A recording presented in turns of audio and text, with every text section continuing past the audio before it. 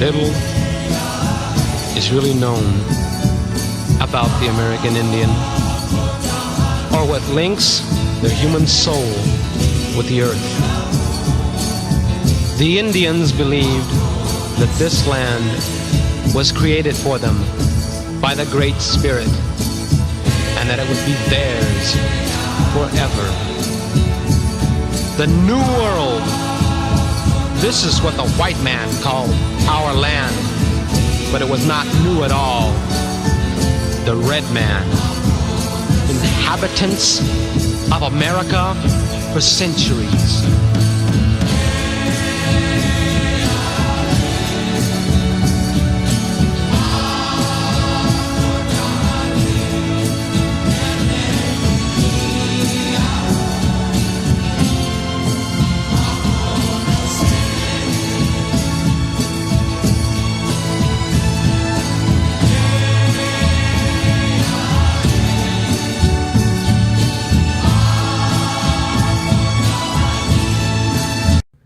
Before watching this, it is very important that the other 4 anti-colonialism videos are seen first. The first one is Anti-Colonialism 2012, the second is Anti-Colonialism 2020, and the third is Anti-Colonialism and Solidarity, the fourth Anti-Colonialism and Anti-Fascism. I am Jason Unruh, a Maoist rebel, political commentator and Third Worldist communist, bringing you Dennis Banks from the American Indian Movement. The purpose of the convention is to bring about some kind of guidelines, some kind of platform, and certainly to establish an international treaty commission, a commission that would seek enforcement of all of the treaties that have been signed between the United States government and the Indian tribes of North America. And hopefully through the kinds of action that the American Indian Movement is proposing here at this convention, through the establishment of a treaty commission, that we'll be able to stop the illegal strip mining and the robbing of natural resources. In the past 15 months, we've seen examples of where Indian people are saying that is not so. And because there have been a non-enforcement of the treaties, this is what led to the assumption that the United States government could violate at their whim, violate any time that they wanted to, the articles of the treaties, the articles of contracts, the articles of agreements that have been established between Indian tribes and commissioners, agents, senators, congressmen, generals, colonels, but agents responsible to the United States government. In this country, ethnocide is taking place through an agency called the Bureau of Indian Affairs, where the BIA has assumed total responsibility to be our paternal parent, to be our landlord. But this country doesn't know how to be a landlord. And the Bureau of Indian Affairs, the BIA, has been charged with the responsibility of protecting our natural resources. They have, in fact, taken a position to join sides with Peabody Coal, Kennecott Copper, and mining interests in this country to deprive Indian people of valuable water rights, water that in some parts of this country is so polluted that nothing lives.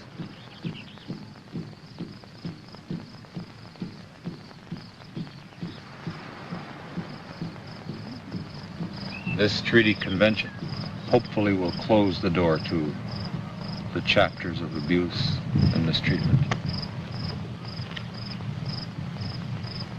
At least that's our intentions. Dennis Banks was born on April 12, 1937. He died on October 29, 2017. He was a Native American activist, teacher, and author. He was a longtime leader of the American Indian movement, which he co-founded in Minneapolis, Minnesota, in 1968 to represent what can be referred to as the urban Indians. Dennis Banks was of the Ojibwe Nation. The American Indian Movement, or AIM, is still active, although less seen in today's corporatized media. Some say that it is a form of identity politics to support AIM, but this is an incorrect line. The truth is that it is class reductionist, not to support AIM. I just want to get something off my mind, and something that frankly really needs to be said, and there's very few Marxists who are willing to step up and say something. This anti-white politics is bullshit.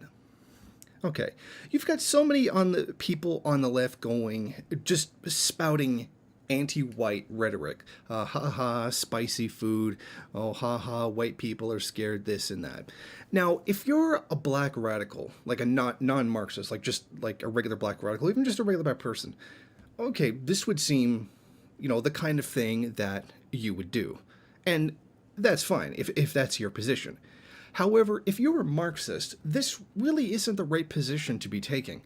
It doesn't take much to notice how this anti-white politics, and that I mean the really, it's not even like a real politics, it's just sort of this thing that leftists do. They engage in name-calling against white people as if somehow that's supposed to be an argument for something. And yes, I realize the response will be given to this video is, you're white, you're triggered, etc.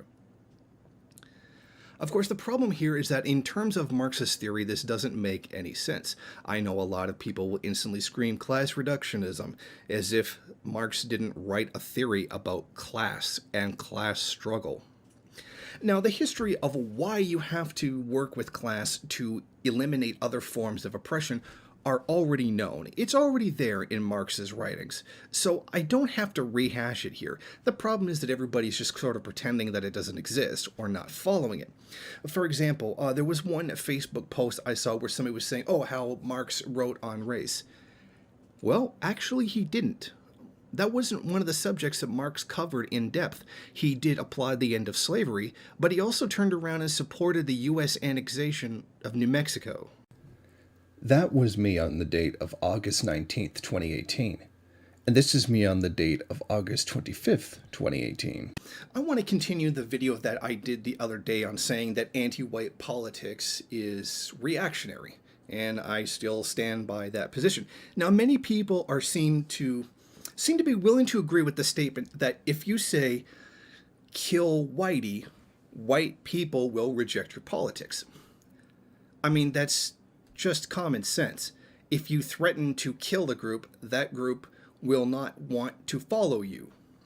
Now, of course, being the dishonest pile of garbage that identity pollers are, what they did was assume that I was like dog whistling or trying to think of any criticism of white people as what he's talking about. No, I'm talking about knowing the difference between being anti-white and anti-racist. There's actually a very clear distinction. Saying you're going to kill all white people is anti-white. Saying that you want to combat racism among the white community is anti-racism. Now, I don't think it's really all that hard to understand that. That's pretty simple, and someone of even a moderate intelligence should be able to understand that. Yet the knee-jerk ID poll reaction by many people, and this was primarily on Twitter, not so much on YouTube. On YouTube it was very minimal, but on Twitter it was amazing. My one tweet saying that threatening to kill white people will not get white people to join your cause got hundreds of likes.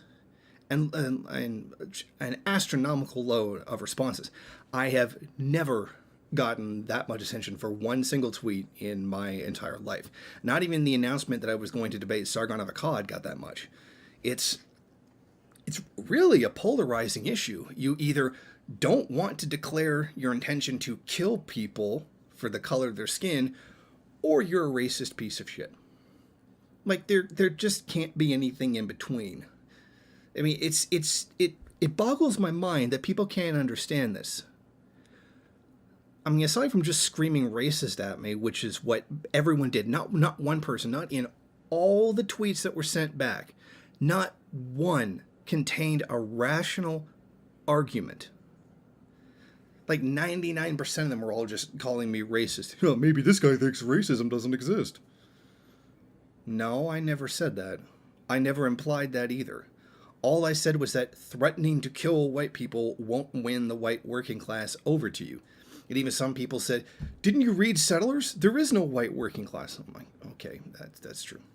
Isn't it amazing how you'll attack first worldism saying, you know, there's the working class in the first world too, including white people. Most of the population in the U.S. is working class. That being, white people are 60% of the population, so you would be saying that a good majority of the working class would be white, but then turn around and say, well, or read Sakai.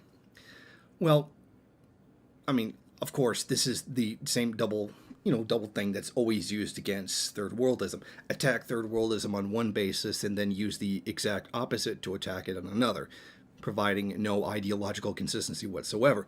That's okay. I'm used to that kind of dishonesty. But it's really strange. It's a very simple concept.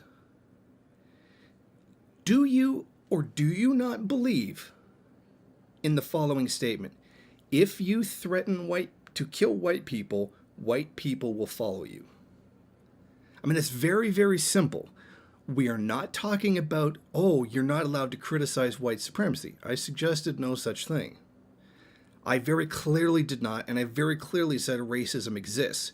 The fact that you have to go to such depths of dishonesty shows how bad your position is. You know you're wrong. Do you believe that statement is correct or not? It's pretty simple. I don't understand why first worldists can't seem to understand that. Because third worldists seem to understand exactly what I'm saying without any difficulty, and we choose the global proletariat over the first world, so-called proletariat, the vast majority of the third world proletariat being people of color to begin with. The reason why I'm showing you this is because it has become clear to me that I must clear up some confusion, that I have let spiral out of control for too long. I have always been against whiteness. The simple truth is I lacked the language necessary to explain my opposition to whiteness. There is no white nation. Reactionary Europeans and forcibly invented whiteness as a justification for colonialism. I even used the language of anti-white politics until I saw that all it did was encourage racism towards Europeans.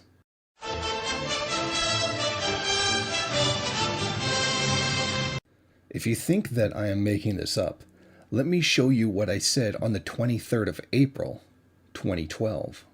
So, the fallout from the pro-gun video I did was pretty interesting. A lot of closet liberals got outed that day. A bunch of people running around calling themselves Marxists when they don't believe in guns, which makes me question the whole history of revolution against the ruling class. Apparently they'd like to ask them to stop, because that's what Lenin did, right? That's what Stalin did, that's what Mao did.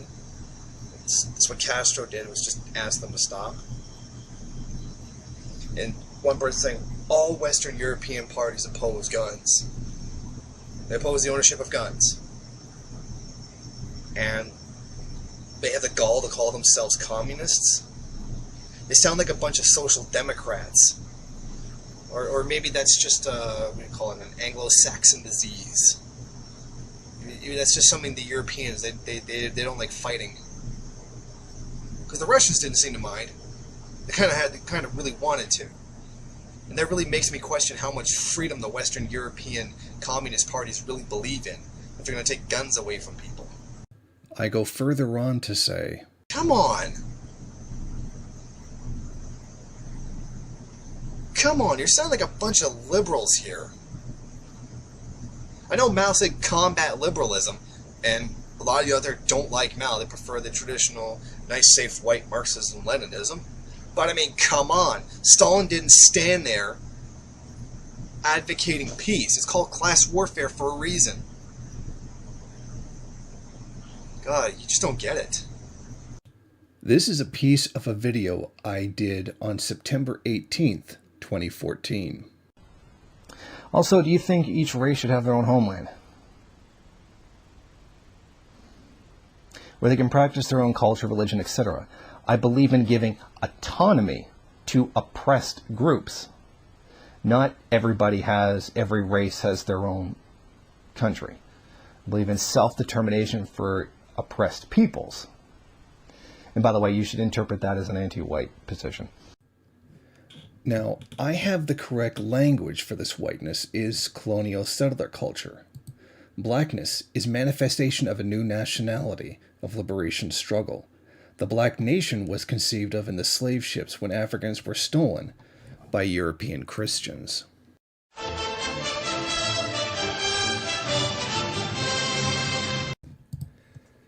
There is a word that has been used by a lot of anarchists. This word is reciprocity. Reciprocity is a social norm of responding to a positive action with another positive action, rewarding kind actions. As a social construct, reciprocity means that in response to friendly actions, people are frequently much nicer and more cooperative than predicted by the self-interest model. Conversely, in response to hostile actions, they are frequently much more nasty and even brutal. Reciprocity is considered to be essential in the Bundist movement. In Arizona, many Marxists adopt forward notions of dialectical reciprocity. However, in all honesty, the concept of the dialectical reciprocity came from the organization that Comrade 3 is a part of. Now, Comrade number 3 is a part of the Navajo Nation. My conversation with him was very important to me. I want to say to Comrade number 3, thank you for showing me dialectical reciprocity. It will be dialectical reciprocity that allows Marxists and anarchists to be able to formulate arguments that don't cause bitter feelings or throwing insults. In October 2019, Mexi made a video called On Strategies for Post-Capitalism. The video caused quite a bit of controversy, so she made a follow-up video that I have not seen. Now, in the video, Mexi says a lot of demasculinizing words. This has been an issue with mainstream feminism for a long time now, that predominantly being liberal feminism. Now, I need to say, I think BreadTube is a problem. And I think it's an echo chamber of questionable anarchists. Left unity is not going to work. We need tactical, anti-sectarian left alliances based around unity, struggle, unity. United with them on what we agree with, struggle with them on what we disagree with, and then unite around the common issues. One of the other bigger issues with BreadTube is how it can become such an important outreacher and then just disappear when convenient. Bad Mouse Productions was the first YouTube channel to show us the unique and all often ignored struggles of Christians of the Orient. That video is now unpublished or deleted. I don't know what happened to it. Bad Mouse, I don't think he should have removed that video. What Bad Mouse did was important. It was one of the most underrepresented groups on the left, and its removal had negative effects. Now, I do not want Bad Mouse to be harassed, and all I am saying is that he shouldn't have done this, because it was an important video. ContraPoints is another interesting example. I do not hate ContraPoints. I just think that ContraPoints could do so much better and do better things. Like maybe reach out to lumpen trans people that so often get targeted for violence. And I happen to disagree with ContraPoints when she says her past videos were bad. I don't think they're bad. Her past videos are actually very good. BreadTube does not help. And the better BreadTubers don't have the connection with Marxist-Leninists that they should. The anarchist grouping on BreadTube isolate the genuine anarchists that don't typically have the money to build their channels.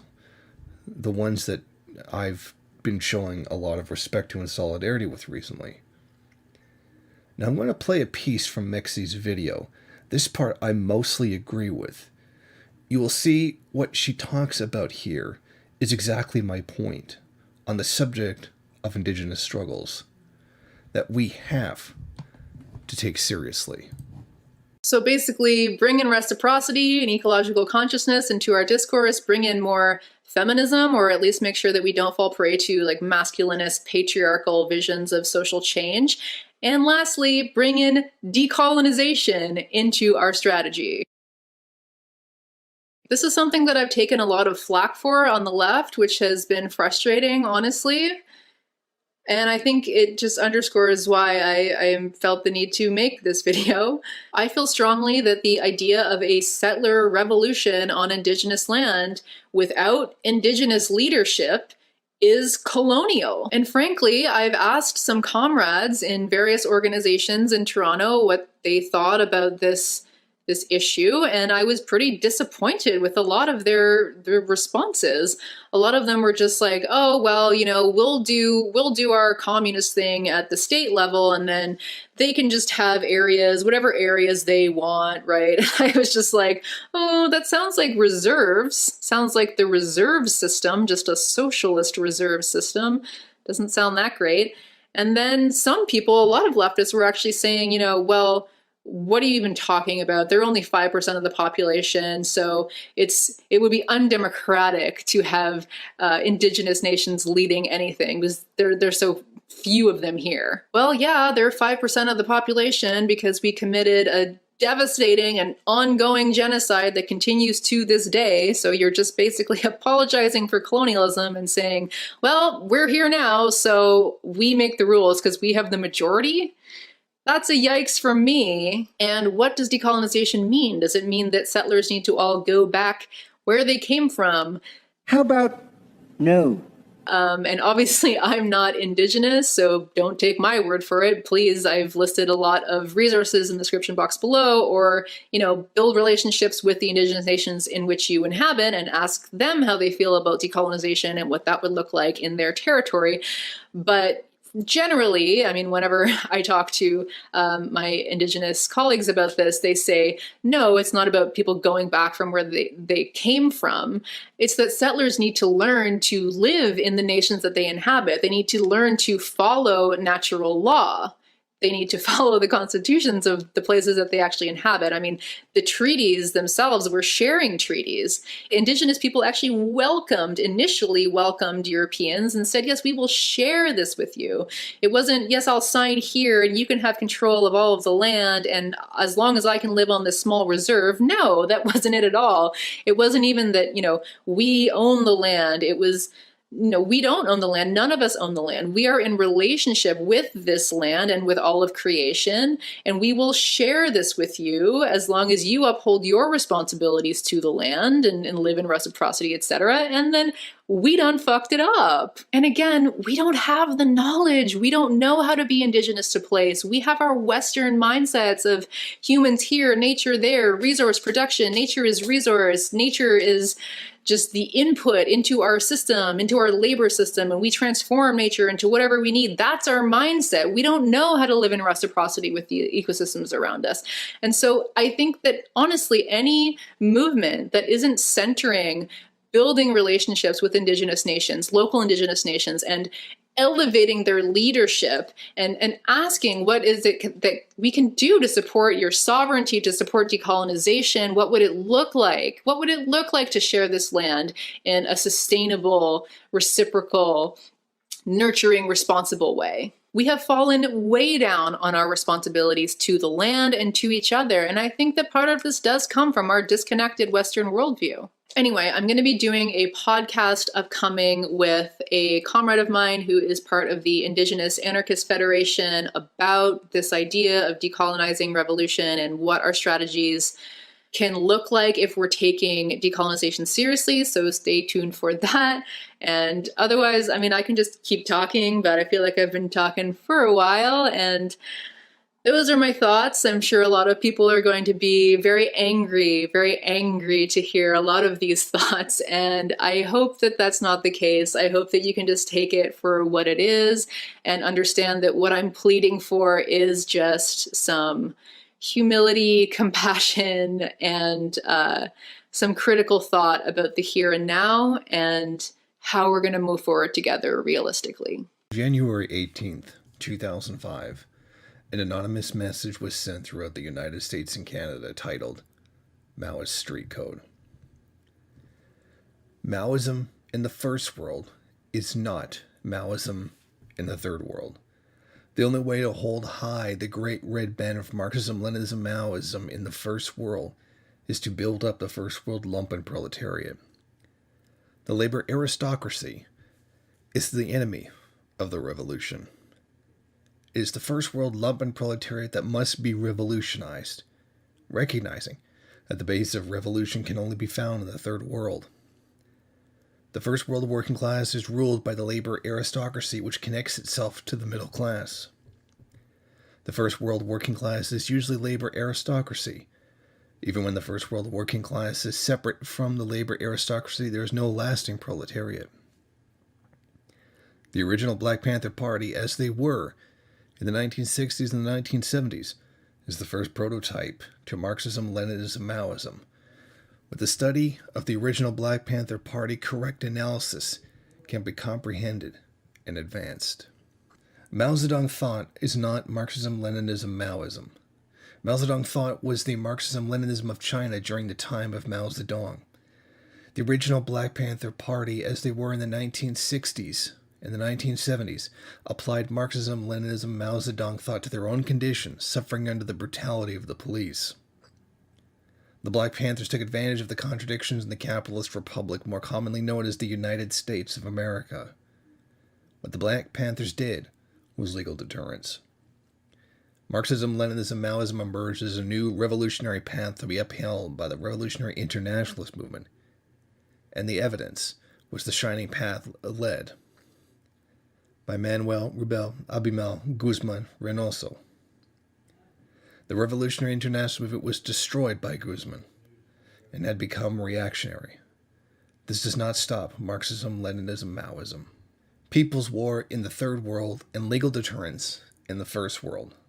The third world must carry out people's war. This is evident. Advancements in people's war in both theory and practice can only be discovered by the third world Maoists. What the first world Maoists have to maintain is legal deterrence. This legal deterrence can only be done by establishing a common law for revolutionaries in the first world. Maoist common law, street code, and international stance. Marxism, Leninism, Maoism can only be grasped by understanding the fundamentals of the enemy. The enemy of the proletariat is the enemy of all revolutionaries. The Patriot Act signed by President George W. Bush is a contingency plan to put down revolution, a furthering continuation of COINTELPRO. Maoists in the first world, well versed in the correct line of revolutionary science for our time, requires that we know what determines revolution in the first world is the lumpen proletariat. The first world lumpen proletariat lost class consciousness due to the effects of counterintelligence program. We must reawaken the lumpen proletariat to class struggle. This is easier said than done. The obligation of the first world revolutionary is the obligation to sabotage the bourgeois first world. The first world revolutionary has another obligation, an obligation to the proletarian third world. Maoist common street law dictates, as it must, an infringement against the anarchists is an infringement against the Maoists. Maoist common law street law dictates that, as it must, an infringement against the Marxist-Leninist Maoists is an infringement on anarchists. We must unite with the anarchists on what we agree with. We struggle with the anarchists on what we disagree with. Marxism-Leninism is outdated. However, Marxist-Leninists hold relevance in the post-Soviet Eastern Bloc. Many infringements on our confused Marxist-Leninist comrades is an infringement on the Marxist-Leninists, Maoists. Attacks and infringements on Maoists damage the work of Leninists and thus cannot be tolerated. We must struggle against narcotics flooding the urban streets of the First World. We must struggle against racism because it destroys class struggle. We must protect anarchists when they are under the attack of fascists. We must protect the poor because we can never win them over if we show apathy. Yet, we must never give in to counter-revolutionary appeals to emotion. Serve the people. Combat liberalism. Defend correct ideas. Reject incorrect ideas. Marxism, Leninism, Maoism is the highest stage of Marxism, and this Maoist street code is the constitution of Maoism in the First World. It is correct to rebel against reactionaries. It is correct to show solidarity for anarchists when they need it. It is our obligation to struggle with anarchists when we see incorrect views propagated by them. It is even correct and necessary to see the best anarchists as comrades. We must establish rebel journalism with a serious stance against imperialism, colonialism, and fascism. We must develop self-reliance, self-defense programs. We must form rebelling cooperatives that do not exploit the Third World. We must create eco-friendly plans to ensure the survival of the planet, or we will all perish. We must lift up Native Americans and help them in their struggle against colonialism.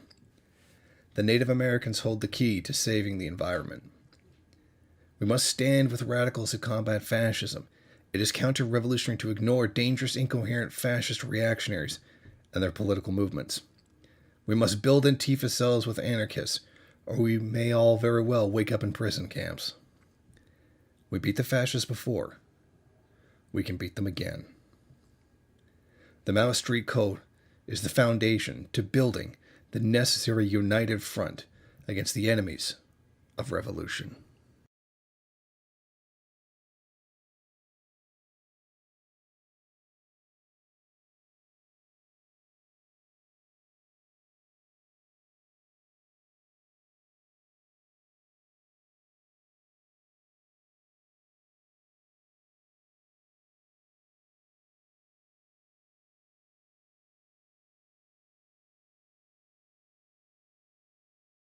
The white genocide of the First Nations was in its final phase. Only 5% of the First Nation populations remained. For the whites, this was 5% too many. A few remnants to tell the story and maybe cause trouble was not tolerable. And this 5% still had a bit of land. The final solution was simple. No new generations. So now, they came for the children.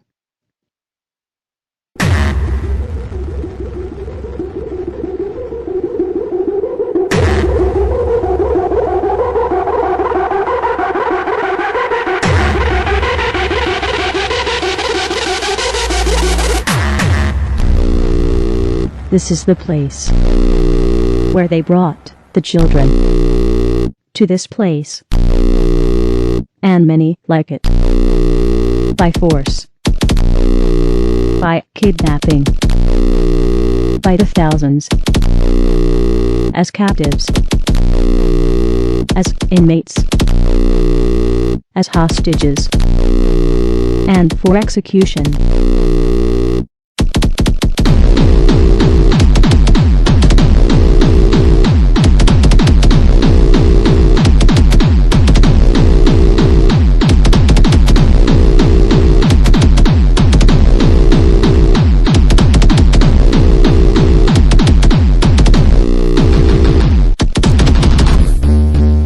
The whites called it killing the Indian. Killing their bond with their nations. Killing their spirit of resistance. And killing them outright. The minimum program. Slaughter of First Nation identity. not in secret, but celebrated oppressor nation policy. Tear the children from their people, then commence the massacre in its totality.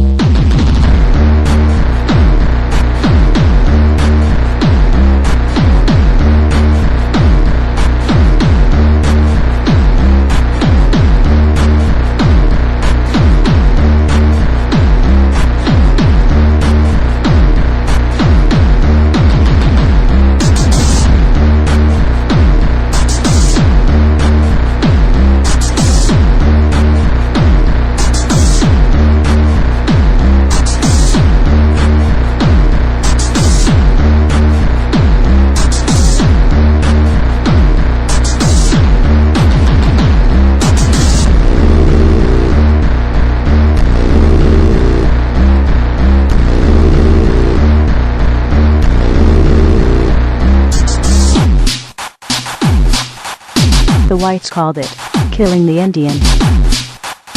And they meant it. Annihilate the children, ideologically and psychologically. Eviscerate them physically, up to and including death.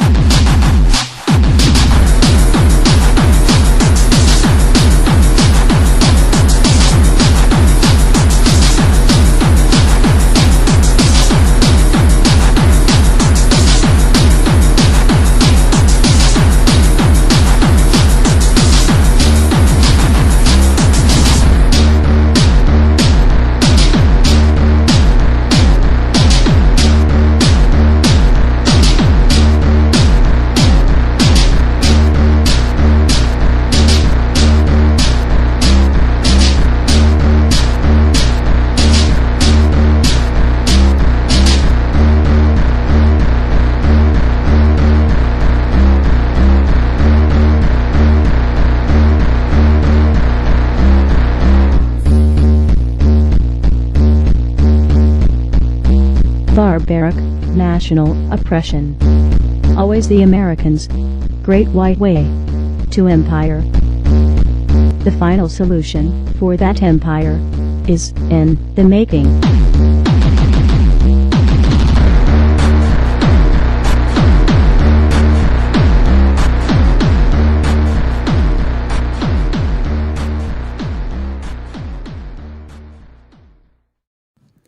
Shubal Morgan was the true heart and soul of the collective realization for Maoism Third Worldism.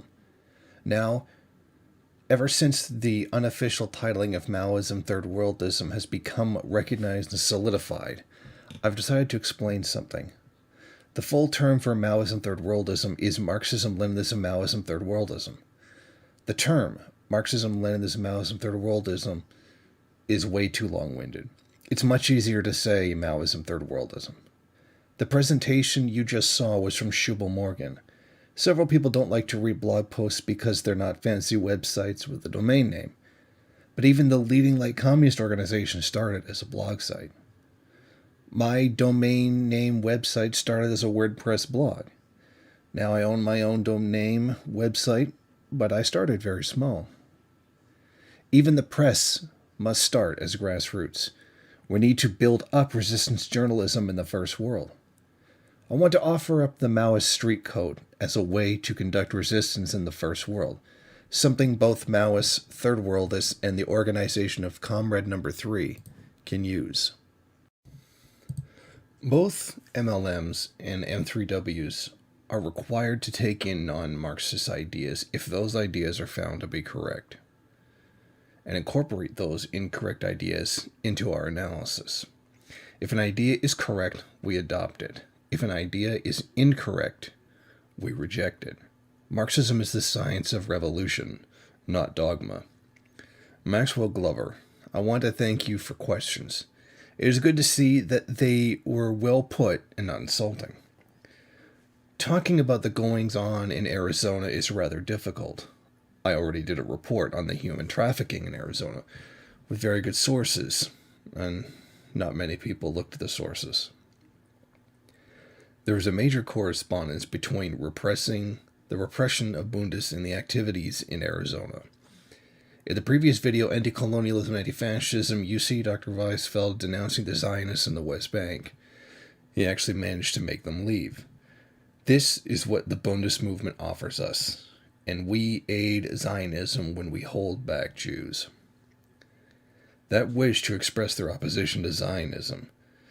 Has Gilead Atzmon, Rich Siegel, done anything for Palestine?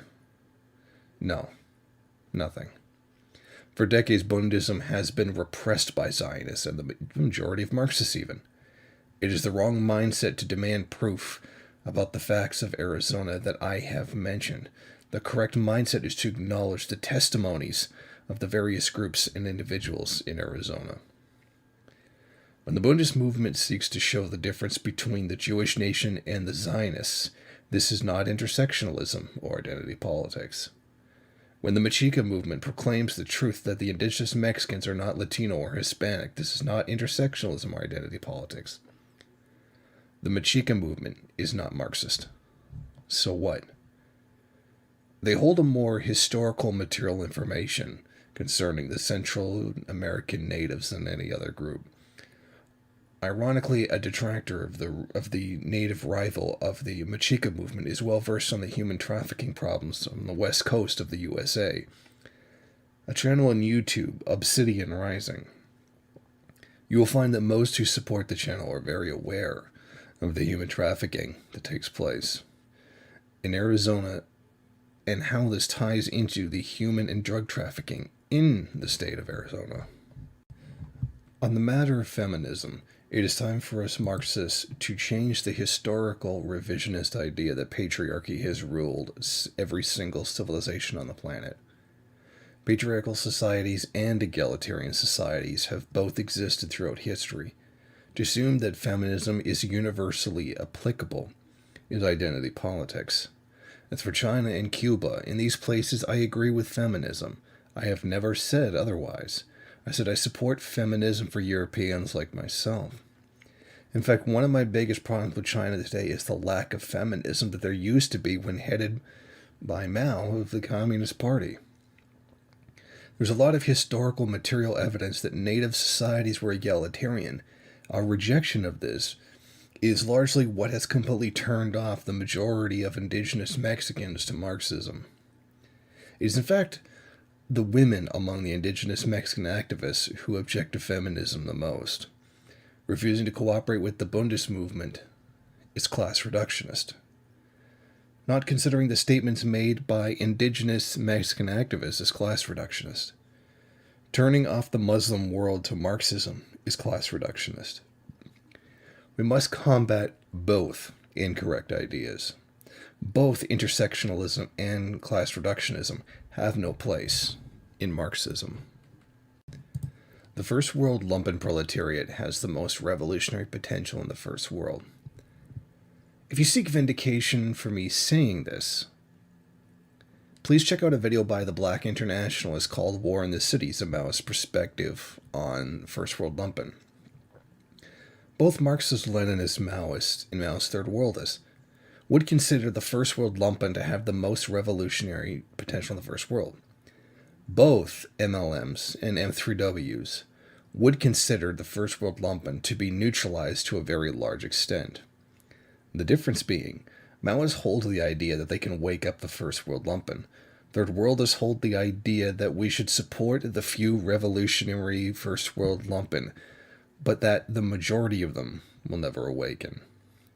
Did you know that the Palestinian nation is a lumpenized nation? Palestinians are some of the most revolutionary people on the planet. Karl Marx was completely incorrect on the subject of the lumpen, just as he had been on the bigoted Jewish question. Well, the whole situation in Bergeson has now had a couple of days to sink into everyone, meaning everybody has a chance to better grasp what's going on now that the initial anger, the initial reaction is gone. Now what's left is less of an emotion-fueled reaction and more, hopefully, an attempt to look at things from an analytical perspective. Unfortunately, the media has completely and utterly failed to do that. The one thing that strikes me the most is the anger towards people looting. I understand that they're angry, but There's no need for the looting. Or, you know, as the usual white liberal stance of, you know, you don't need to loot. I mean, it's just not necessary. Focus your anger on where it should be. And I say, where is that? Where is it supposed to be? They say, stop being angry. Start showing peace. Be like Martin Luther King. It's especially hilarious when white people try to invoke the image of Martin Luther King and his stoic self-control and his passion where he wasn't violent right before they shot him in the face. It never ceases to amaze me how white liberals can continually advocate, you know, just relax, calm down, think this through, the system will work. And that is essentially what anyone who is saying, don't riot, don't loot. That's exactly what they're saying. They're saying the system works, that there's a peaceful resolution to this, that there's something in the system that they can go through that would actually work. But that system that they very well know doesn't work, that already has to be changed, because they're already arguing that it needs to be changed. But then they're turning around and saying, don't riot, do that. That's usually the white people way of saying, well, don't actually risk the society. I mean, it's very easy to say, don't use violence, don't loot, when, well, you're not the one getting shot at. So it's very easy to stand here and advocate the non-violence when, well, you're not the one getting killed by police. But if you're already recognizing that the legal system doesn't work, which it clearly just demonstrated that it doesn't, why would you then turn around and rely on that same legal system? That doesn't make any sense. And at times like these, when people rise up and they cause destruction like this, they destroy things, regardless of what it is that they're destroying. And then people come out and they complain about this. I'm reminded of the old expression by Mao. The emperor can burn down villages, but the people are forbidden from lighting even a single candle. And isn't that exactly what we've seen? We've seen police officer after police officer kill hundreds of, if we consider the entire time, you know, thousands of young black men, and nothing happens. Rarely anything even happens. But if the people in Ferguson riot, they just destroy stuff, or they injure a couple of cops, then that's too far. That's wrong. It's going too far. Oh, once again, the police are allowed to kill all these people and have nothing happen to it. Nothing challenges the system, and no difference is made. The emperor is burning down villages. But the people uprise once, smash a couple of things, don't even kill anybody, and they're not even allowed to light that one single candle. And that's very much the anti-revolutionary mentality. That's also the very racist mentality as well. But I'm going to get into that in a minute. That was me back in 2014. The things that I am talking about in that video seem to ring true more than ever.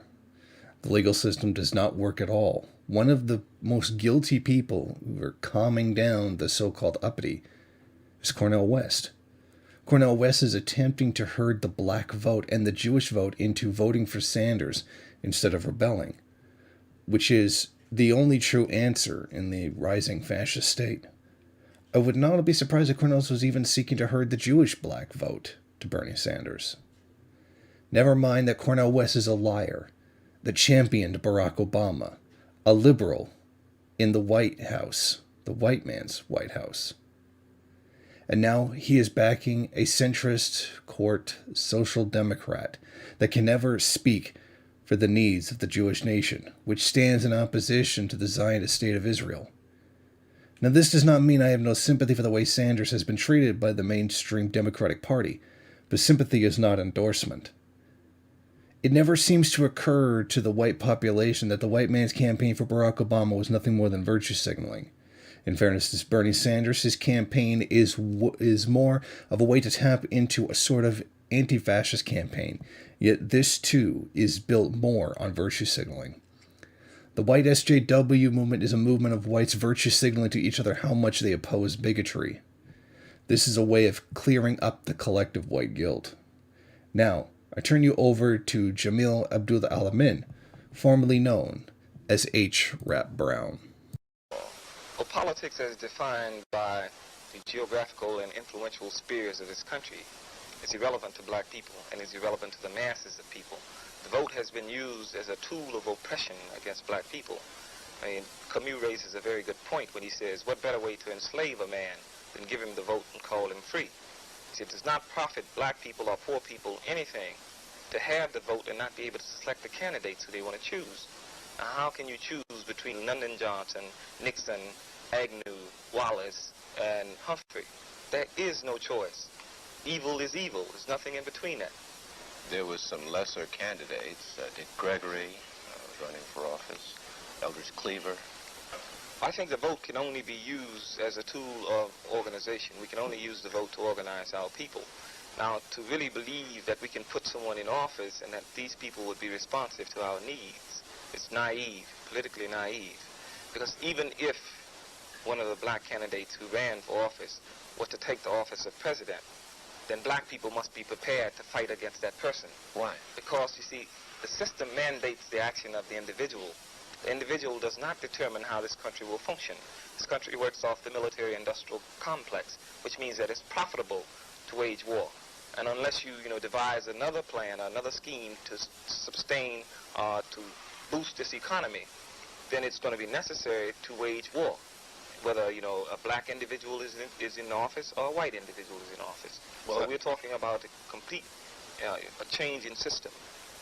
If Mr. Cleaver did win the election, don't you think that he could have conducted the presidency in a unique manner that may not be, compromising to the system you speak of? No, because, as I said, the system dictates the response of individuals. You see, individuals do not influence politically, economically, or socially. I see. The attitudes or functioning of the system. Well, if politics as we know it here in this country is not the answer, what is? I think there has to be a reevaluation of politics.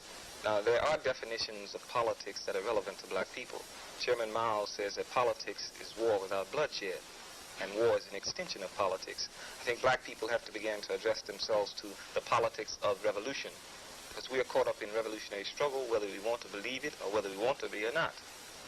So I think, black people have to begin to think in a revolutionary fashion and create and construct a politically revolutionary platform. Is this going to be a race revolution, or is it going to be a class revolution? I think, like in terms of struggle and who will comprise the revolutionary front of that struggle, it will be oppressed people. See, black people are in the vanguard position of the struggle because we've been the most dispossessed. However, there are other oppressed people in this country: Mexican American, the Spanish American community, the Puerto Ricans, the American Indian, Japanese Americans, and even poor whites. But racism, I don't believe that racism will allow poor whites to form alliances with the revolutionary groups in this country.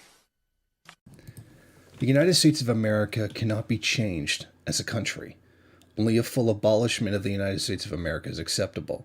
Jamil Abdullah Al-Min is correct in the struggle, and the Revolutionary Front will be composed of oppressed people. It is only from the bottom up that revolutionary socialism occurs, never from top down. This is also why, for all of you that are so sure the revolution in the First World will come, even though it is not historically, you must realize that the First World revolutionary class is lumpen. White fear and First World fear. It is true that many of those considering themselves to be white fear that non-whites will be seeking justice, making them pay. The same is true of First Worlders. Many First Worlders fear that Third Worlders will seek justice, making them pay. So I'm going to now direct you to a video I did on July 25th, 2015. I had a very interesting conversation with someone who was dumb. Apparently this person believed that they could not be racist because they were a person of color. Now bear with me. Racism is when someone who structurally has power over someone who structurally doesn't have power, which is why when you're white, nobody really can be racist against you. And that would be true. But this power structure that I'm referring to occurs on a global scale as well. There are parts of the world that have power over parts of the world that don't have power. Usually we refer to them as the First and the Third World, or the imperialist occupier and the victim of imperialism. The very best example of what I'm referring to of how, regardless of color, anyone who enlists in the US military is racist. Those who fight for Britain and Canada fight for the cause of racism. But those who fight for the United States of America are more than merely racist. Those that fight, or even do desk work for the United States military, are partakers of the global genocide. Now allow me to give you a good example of how a person of color can be racist. Now, do you remember when Saddam Hussein was behind 9/11, was allied with Iraq and had weapons of mass destruction, even though there was literally no evidence to indicate any of this was actually true? And we were supposed to invade Iraq, invade all the Muslim countries, and that was the thing people were screaming, we got to destroy the Arab world, we got to destroy the Muslim world, they're all like that, they all hate us because of our freedoms. Now, that's racist. And if you're black and you do it, you're still racist. If you're yellow or you're red, you're still racist if you participate in that. Because that is still a structural racism that comes from the first world to the third world. If you're a person of color and you do that, yes, you are still racist. Enter first worldism. Enter first world privilege. That was basically the conversation that I had with the person. Yes, people of color in the first world who still enforce, white-based racism against other countries, ones that are not in the economic position, you are still being racist by supporting that oppression. But this person believed that it couldn't happen. Why? Because they were a person of color. This is the problem with identity politics. They do not fight oppression, they fetishize it. Yes, even if you're a person of color in the first world and you engage in the racist activity against a third world country, you are still racist. If you are a black person and you spread all the horrible false stereotypes about people who live in Africa with the justification of maintaining a superiority over them, particularly when it's economic, political, in the context of imperialism, you are still racist. That is what this person could not understand. And this is the problem with first worldism. This is the problem we face. They only want to point out racism that makes them out to be a victim. They don't want to point out the things that they are doing. This is another perfect example of first worldism. I feel as though I'm oppressed in the first world, therefore I can't possibly be engaging in something that causes oppression. This is a denial of personal responsibility. This is a denial of the oppression that occurs between the first and the third world. Believe it or not, just as all white people aren't necessarily racist, there is still a white supremacist-based system which all white people are responsible for. This occurs in imperialism as well. Just because you're not the actual imperialist soldier that goes over to a country and murders people, you are still structurally a part of a system of imperialism. And this is something first worldists like to relieve of themselves. They like to pretend they're not responsible or even really a part of that system because they don't like imperialism. And yet, what I say rings true when you look at the fact that they never actually do anything to fight imperialism of any substance.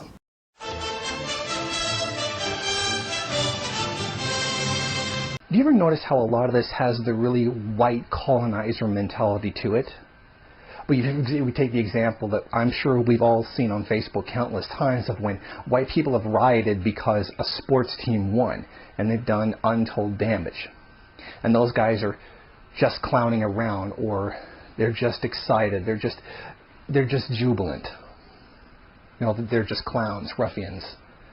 But when black people riot over a legitimate, massive, ongoing injustice, they're thugs, they're demons, they're these awful, scary hordes of black people. Did you ever notice that?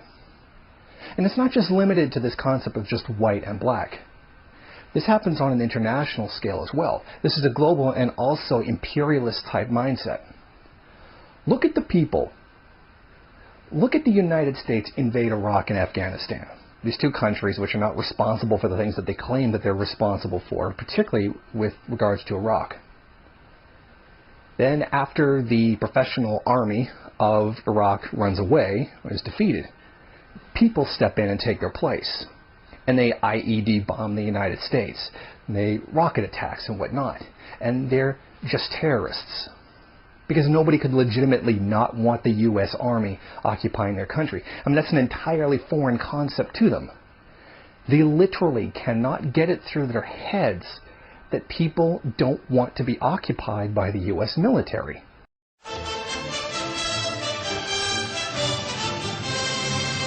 Do you feel that black people will ever have a strong political voice in this country in the formal sense as we understand it? You mentioned that you don't think that this could ever come about. Is there any chance that it might? No, I think that's a reformist, position to assume for me to say that black people will one day occupy in this system political offices of importance.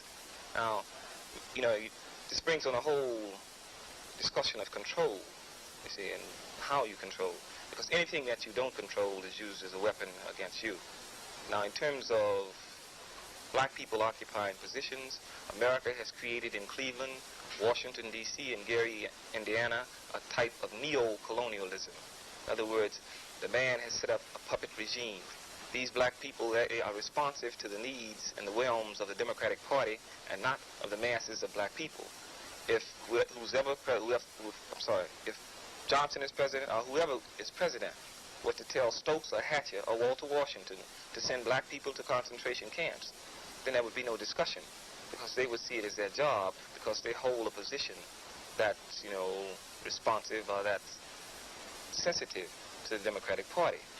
Do you view those that are in prominent positions that are black sort of a token gesture on the part of the establishment, like a member of the Supreme Court bench that was a black member of the cabinet, and so forth? I think that has to be examined in the sense of progress and as to whether black people have made progress in this country. My contention is that black people have not made progress in this country. America has given blacks some concessions out of political necessity, bad political necessity. They gave Thurgood Marshall a position on the Supreme Court to appease black people. In other words, we didn't put Thurgood Marshall there. They can take Thurgood Marshall whenever they get ready. We put Adam in office. They took Adam out. They gave black people an astronaut, and they killed him. So what happens is that has to be viewed in the light of concessions. The very fact that the man can concede a position to you tells you that you do not have a position of power where you can demand or that you can mandate something. How do you think that the press has affected the black situation in this country? I think news media and media in general are very negative in terms of any revolutionary movement or any movement that, forces the change of the status quo. Now, media has always been an enemy of black people, because what media has done is media has always singled out people who had vanguard positions or vanguard attitudes and tried to make these people an enemy of the masses of people. In our case, make individuals enemies of black people. Malcolm X would be a good example. More Negroes feared Malcolm X than white people, because news media told black people that Malcolm was bad. Muhammad Ali, the reason that Muhammad Ali could be given the maximum sentence and the maximum fine and the black community did not revolt was because Muhammad Ali had been made an enemy of black people. Adam Clayton Powell could be legally lynched, politically lynched, and black people did not revolt was because the man had told black people that Adam Clayton Powell was an uppity nigger. He had legitimatized his own action through news media. So news media is a tool of oppression. What about your personal experience with the press? Do you feel that the press has given you a fair shake? You see, in terms of myself as an individual, whether I get coverage or not, doesn't make any difference.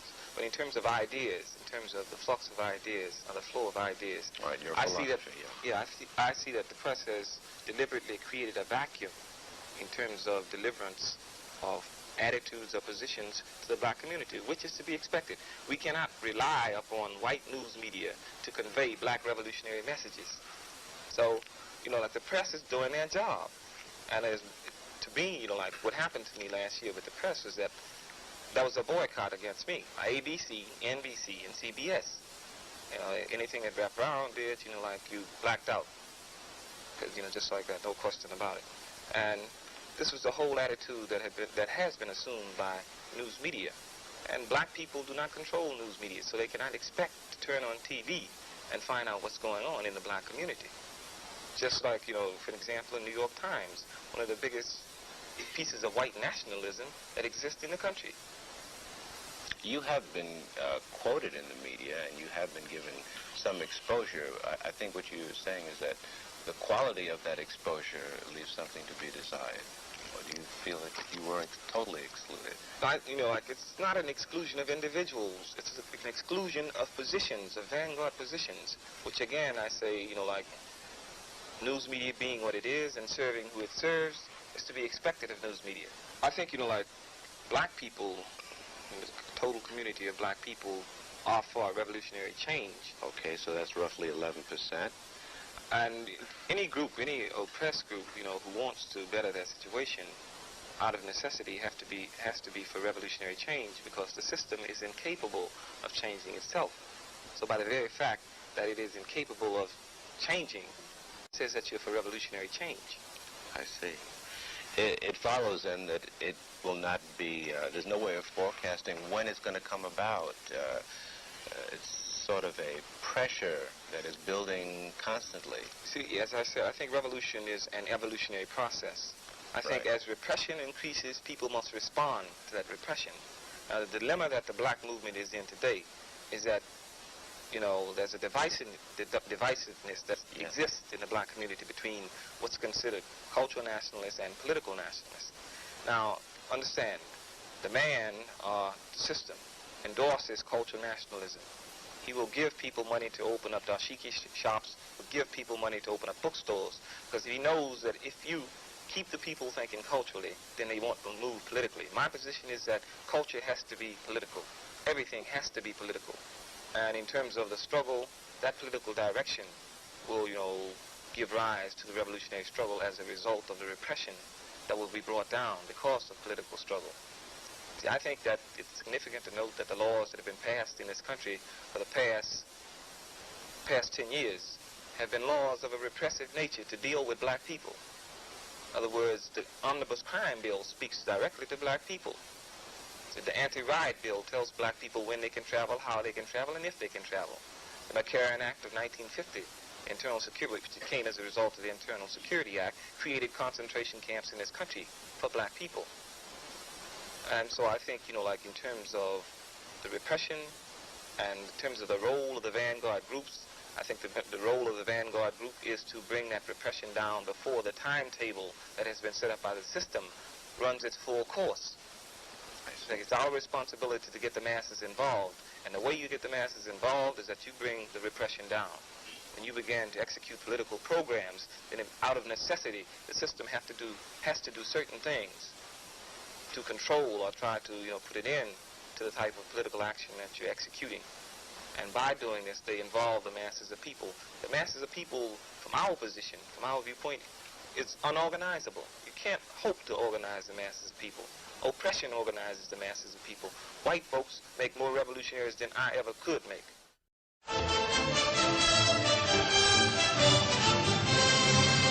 So they must be terrorists. And that's what the media portrays them. It's never the righteous, legitimate anger of the people against being occupied. It's always just some terrorists, some troublemakers, those who would benefit if Iraq was destabilized and fell apart. The people who, basically mercenaries, leading a bunch of tribals, who overthrew the government of Gaddafi, well, entirely on the NATO dollar and with the NATO bombings and whatnot. Those were legitimate acts of anger against an oppressive, evil tyrant. Many of those acts turned out actually to not be true. In fact, it was just an imperialist ploy the entire time to overthrow a legitimate government. But when they get angry at the fact that they've had their country overthrown from the outside by essentially foreign forces coming in doing it for them, and then they go and they kill the U.S. ambassador and the whole Benghazi Gate thing happens. It's troublemakers. It's just terrorists. Because again, we are the United States of America. We are the imperialist power, representatives of NATO to some degree. Nobody could not want us there. It must be a bunch of troublemakers. It must be a bunch of evil terrorists that don't want us there. Fighting colonialism means that we need to ask ourselves hard questions about class privilege, responsibility, and self-reliance. In MLM theory, it is expected that people's war must be carried out in the Third World. I'm overjoyed to learn that there are MLM theorists which find that people's war needs to transition from peasantry to the shantytowns, or at least a combination of peasantry and shantytowns. In MLM theory, it is believed that it is time to move into the civil society in the First World. Move into civil society where citizens openly express militia building in the U.S. that is quite possible to an extent. As a Maoist Third Worldist, I am critical of the low possibility of this, although I do think it can be done to an extent. Militia building in Canada would require popular open defiance. This would not help the slogan of legal deterrence. In the United States, this would be more likely. MLM objects to seeking entryism into electoral systems. When you entertain the system, you don't change it, it changes you. MLM theory requires study of the laws of the land in first world countries. MLM theory never shies away from opposition to colonialism. Maoists accuse Third Worldists of neglecting the fight against colonialism in the name of fighting imperialism. Third Worldists accuse Maoists of forgetting that imperialism is the primary contradiction. Maoists would, of course, object to the idea that they neglect fighting imperialism, that they simply refuse to water down the importance of forgetting decolonialization. Likewise, Third Worldists object to the accusation that we watered down the importance of decolonialization. Well, let's go back a bit. Let's backtrack. What happened with you and SNCC? Why did you leave? Well, my term as chairman expired. Yeah. And, there was an election, and Brother Phil Hutchins was elected program secretary. There was a restructuring of the organization because what had happened was that the man had effectively directed his repressive laws against individuals. And when this had happened, it created a vacuum. When I was off the scene, people who respond to me would not respond to other individuals. So what we did, we created a decentralized type of decentralization occurred, in whereby we created other people to be spokesmen. See, people have to get out of the idea that individuals lead movements. See, it's the revolutionary is the individual who's on the other side of that camera. These are the people who will make the revolution. They have responsibilities to the revolution and to themselves. And, if individuals articulate positions, it's perhaps because they have public forums, not because they know more than anybody else, not because they are more oppressed than anybody else. So black people have to begin to understand the role that they have to play in that revolution is determined by them. What about the future for you, Rap? Where will you fit in as this revolutionary process evolves? Good question. In terms of the legal cases that I have in court now, the man, is moving against me as an individual to put me away, and to get rid of me and get me off, out the streets. Now, I think, everything hinges and pins upon the nature of the struggle that's conducted in this country. If black people wage successful revolutionary struggle in this country, then every black cat in jail, he doesn't have to worry about being in prison because he's black. But, my fate as the fate of, every other black person in this country depends upon what we do. You feel that that the law justice is truly blind, or you feel that it's No, justice ain't blind. Justice see white folks mighty well. As a matter of fact, justice means just us white folks in this country. See, for black people, justice is a joke. No such thing as justice in this country for black people. The courts are a tool of oppression. The courts, help to execute the genocide, the type of genocide that has been practiced against black people in this country for 400 years. Why is it that there's not much exposure about what you feel, if it is true that justice is not blind, that it does favor one segment of the society? Why isn't it attacked more by responsible agencies? The very reason that they're responsible means that the very statement responsible agents say that they're not going to respond. Because, In terms of the status quo is never attacked by the comfortable people, the people who profit from it. And so, as to expect, the responsible Negroes or the responsible white people, to attack this system from the basis that poor people and oppressed people will attack it, is out of the question.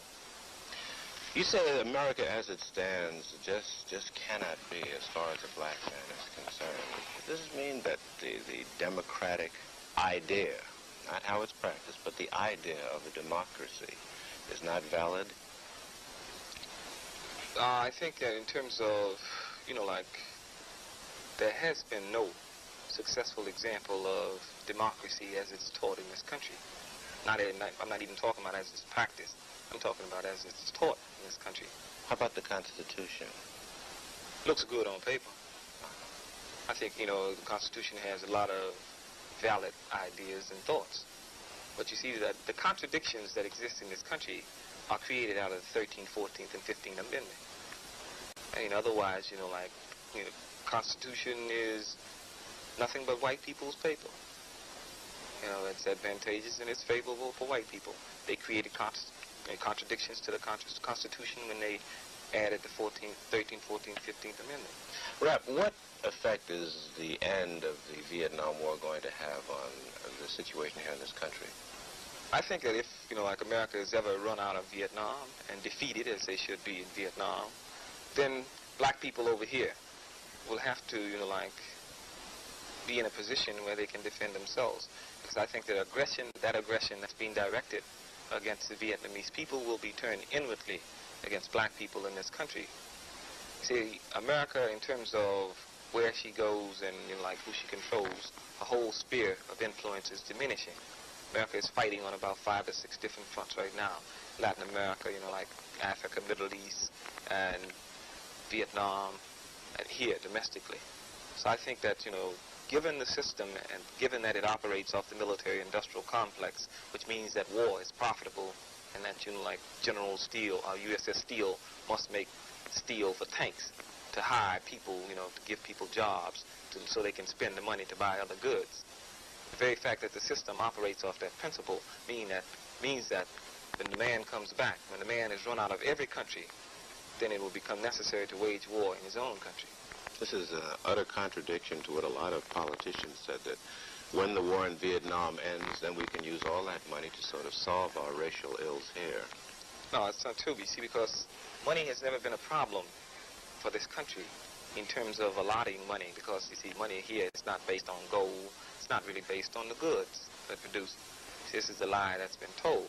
And it's been sold to black people as green power. Green power is a myth, see, because as long as the man possesses the power to change the color of money, then, the color of money is not significant in struggle. He can give black people all the green money in the world and tell them they're using red money tomorrow. Black people have to go work for red money. In terms of what he did to the international monetary system. Now, the United States has a budget, annual budget of $800 billion. They had only $12 billion worth of gold. In terms of their foreign spending, it exceeded the quantity of gold that they had in this country. So France was putting pressure on the United States by demanding payment in gold from paper currency. So what the United States did was that the United States said, okay, we're going to change the rules. They put pressure on the international monetary system, and they changed the whole international monetary standards from gold to paper gold. And they did that because they have power. Not because the money they had was so good. They had power. Thank you. I give you Russell Means from the American Indian Movement. But the previous generation to mine suffered the most at the hands of this genocidal program, where they were not permitted to speak our native language.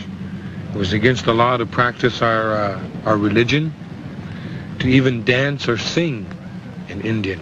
Anything Indian was condemned and punishable. And then he developed a program of forcing us off the reservation. There's many ways of doing this, of course. Economic deprivation. Therefore, we were forced into the cities to look for jobs for existence. Then they introduced the relocation program, where they relocated Indian people from reservations to 7 different designated cities in in the United States. After the first 5 years of my life, first 6 or 7, I then began growing up in the urban environment. And I have yet to meet an Indian in the urban environment that does not plan on eventually going home. Going home is to the concentration camp where we come from, which the white man in this country terms a reservation. It is indeed a concentration camp and a zoo rolled into one. But there is a very vast difference between reservation Indian people who have grown up and stayed on the reservation and those Indians that have gone off into the urban areas. The difference is on the reservation, where the traditional life, even though it had to go underground to maintain, to exist, and now it is beginning to surface. But there you have the benefit of your people, out in the districts, out on the land. And you learn patience, you learn the value system of being a red man of the Western Hemisphere. You are in close touch with Mother Earth and all the traditional beliefs and all the traditional people, especially the old people who are so important to our existence as the red man of the Western Hemisphere. In the urban environment, to remain an Indian is like trying to swim upstream in rapids because of the totality, the comprehensive totality and weight that surrounds you in the cities, the white man's ways. You see, an old man told me once that the hardest thing today is to be an Indian. Now, he did not mean racial discrimination. He did not mean bias and prejudice. He did not mean the white man's hate for us. What he meant was living the life of a traditional Indian in today's world. Today's world, it's too easy to be white.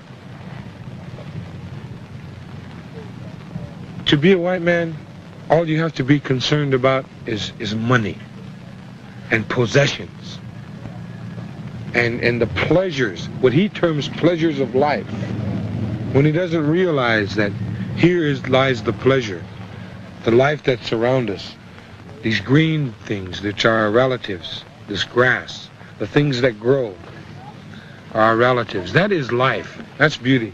The clouds, the universe, the birds, the four-leggeds, all living things which are our relatives. But the white man sees that he has to manipulate and exploit all these things so that he can have pleasure, self-pleasure. It's complete selfishness. And so this is what that old man meant when the hardest thing today is to be an Indian, to get up with the morning star and pray at the time that the great mystery gave the two-legged the time to pray. You see, with the morning star, everything is quiet. All life has rested so that the two-legged can communicate with the great mystery. The birds are quiet. All life is asleep. Our Mother Earth is asleep.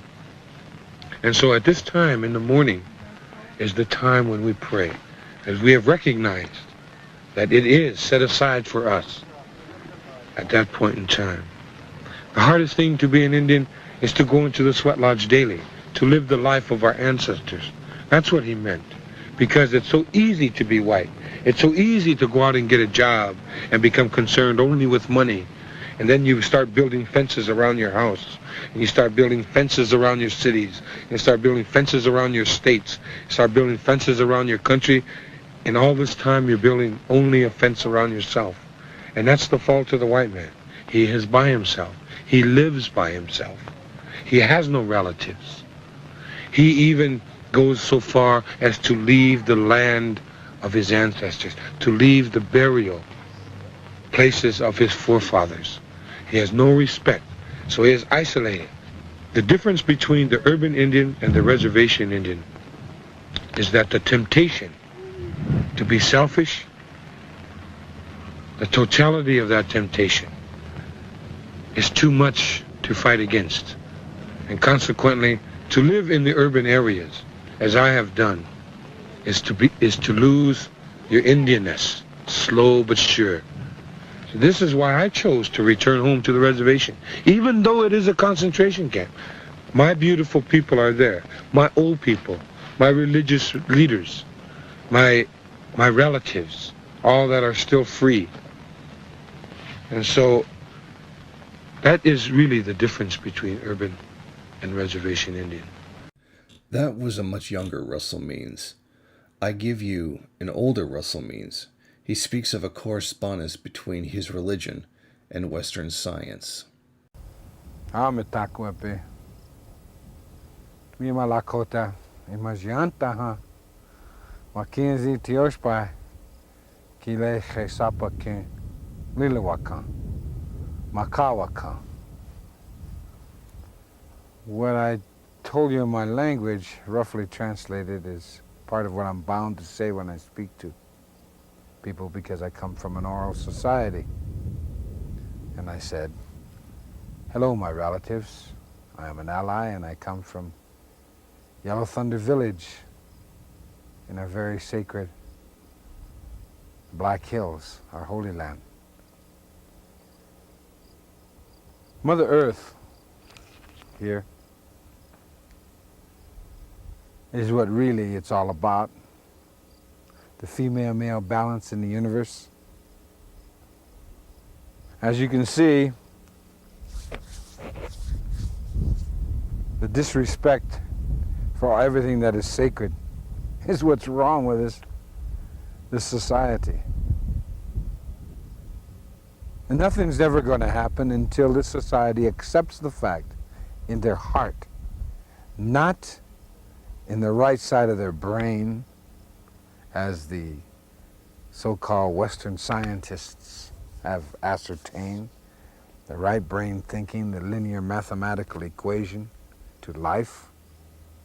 But what is needed is the knowledge and the wisdom that the earth is a living being. Even the Bible, a male-dominated religion, tells you dust to dust, that we come from the earth.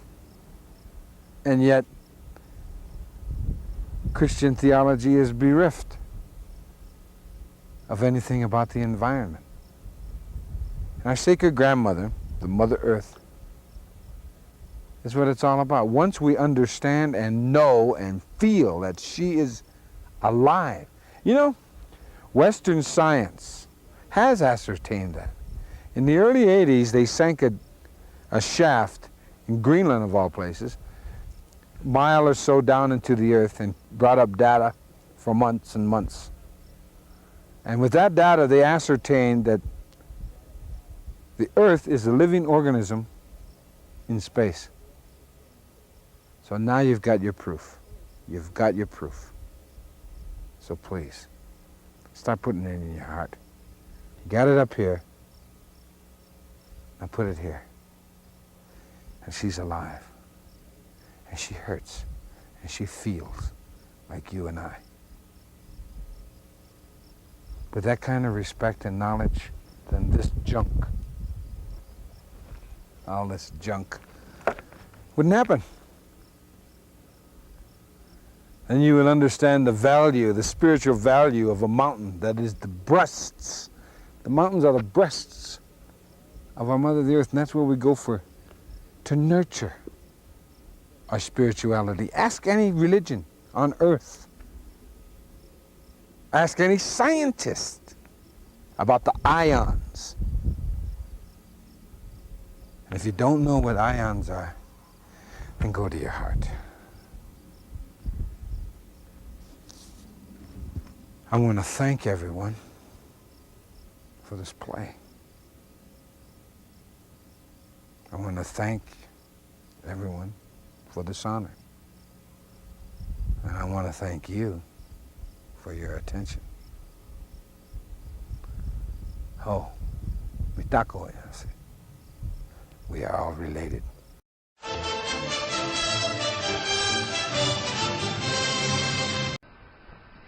Because of course, when the emperor comes in, bombs a country, kills hundreds of thousands of people, or in the case of Iraq and Afghanistan combined, about 3 million people, the emperor burns down the villages, or bombs an entire country to the ground.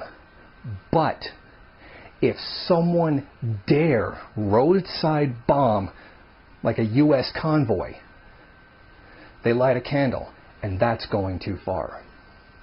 What we see in Ferguson today with the liberal white outrage or conservative, but particularly with regards to liberals, because they don't support what it is that was done to Michael Brown. But somehow they just keep continuing to support the system that does it. That's the same thing that's going on in Ferguson right now, and the many other cities around the country that are protesting right now. The emperor is allowed to burn down the villages, kill scores of black people, arrest them constantly for virtually non-existent things, oppress the hell out of them, conduct random searches on them, with the stop and frisk thing. But if the people dare light a single candle, even by just protesting, they're not allowed. The United States government, whether that be the police or the imperialist power structure, or just the racist mentality of white America, they are the emperor. Even white people are getting mad because black people lit a single candle. Again, another thing that popped up with this whole situation with Darren Wilson and Michael Brown, the same kind of thing that popped up with Trayvon Martin and George Zimmerman, is the idea of this superhuman, superpowered black man. Now this has its racist roots going back to college football and whatnot, the idea that because only really strong slaves were bred with each other, kind of form of eugenics, that's why they're such better athletes and stuff like that, and that justifies a lot of the racist perceptions. Look at it, look how it's really looked at. He was beaten savagely by this Hulk kid. It looked like, it felt like I was a child in Hulk Hogan's hands or something like that. Both Michael Brown and Darren Wilson were about the same size. In fact, there was very little size difference between the two of them. Oh, well, one of them had a gun as well, but, what's that really matter? And of course, we can go into the whole thing now. This savage beating was essentially actually nothing. Little more than a minor abrasion, which could have been easily confused for rosacea and prescribed over-the-counter Tylenol for. But this is always a constant theme. The Trayvon Martin was this, this savage that just attacked George Zimmerman out of nowhere for no reason, other than the fact that he was stalking him. That Trayvon Martin had these MMA type moves, and that's what allowed him to beat the much bigger Zimmerman. So even when the guy's bigger, like in the case of Zimmerman, it's still some kind of savage beast mentality, that there's some kind of roving evil threat. And it, of course, has its roots back at the end of slavery and whatnot. Oh, well, if we just end slavery, they're going to run around killing people and murdering all the former white masses and masters, stuff like that. All of which never happened. And then made it out to be like this big, roving, evil pack of savages, and a lot of really colorful language used to describe that. And which of course never actually took place. But we see that as very alive still today. Those with the least amount of power in society, next to Native Americans, who can wield the least amount of control and power in society, are portrayed as the absolute biggest threat. Those on top with the greatest power possible, with the highest offices in the country, actually, let me take that back, all the offices in the country, are the poor, innocent victims. It's these horrible, evil masses who have no power in society who are bad. Not the police officers who have basically the entire bureaucratic apparatus of the country protecting them. And we're going to go into that in another video. Not those people who wield power in society. Not those who actually exercise all the power that there is with the U.S. government. No. The real power, the real danger, comes from the regular, everyday oppressed people. It's never the people with power that are the threat or the cause of danger. It's always those with little power or none at all. Whether that be the people on the ground in Ferguson, or that be the people on the ground in Iraq. What about cop killers and killer cops? This was another great point that was brought up. Look at what happens when a cop kills somebody. The greatest of protection. Nobody really does anything. And it's damned near impossible to get a conviction or even a grand jury decision on it. But yet, if somebody kills a cop, like say Chris Dorner, or any other number of the people who have just said, that was it, I'm not tolerating this anymore, I'm going to go out and I'm going to, they decided that they were going to go kill cops. When those people do it, these become massive manhunts, where no expense is spared in trying to track these guys down and bring them to quote-unquote justice. But look at all the scores of people who've been killed by the police who very, very rarely even get a second thought. But if somebody dares do that to the police, well, it's a national emergency. But look how many people it took to track down Chris Dorner. It took an incredible amount of people. You think that would ever be used on someone who just killed somebody else? You think that would ever be used on a cop who just killed somebody? Of course not. And then have these white liberal types sit there and say, oh, don't loot, don't riot, because the system will take care of that. There's the whole bureaucratic legal process that will totally help you, which already isn't working to begin with, which is why we have riots. But that's another point that I wanted to make. A cop kills people, nothing, that's everyday work. But if somebody kills a cop, well, that's a massive manhunt. That's a nationwide emergency. That we must bring this guy to justice, and we will spare no expense in doing so. A little bit of a double standard there, don't you think? And while we're on the subject of race, in Clayton, in about, I think it was July this year, a black police officer was charged because he hit a white MetroPass, the public transit, hit a white passenger with a baton. So you're telling me this guy hits, a black cop hits a white passenger, gets charged. This white cop kills a black kid. Nothing. Really. And that shows an absolute double standard and makes me really wonder, like looking at black cops, like how do you really justify being a cop when this is what they'll do to you? I mean, you clearly don't care what they'll actually do to black people in general. But look at what this one guy will, look what they'll do to you personally as a police officer. Yes, I know Clayton is not Ferguson, and this is by no means an isolated incident. But it is symptomatic of the prejudice that exists even within the police. And despite any statement made by Obama a couple days ago how the police aren't racist. Here's the double standard on race, even within police departments themselves. When things like this happen and the white liberals go out, that's the ones I particularly have a problem with because they're the ones that claim they care when they really don't. They always talk about a lack of tolerance that leads to this situation. The police need to be more tolerant of the black population.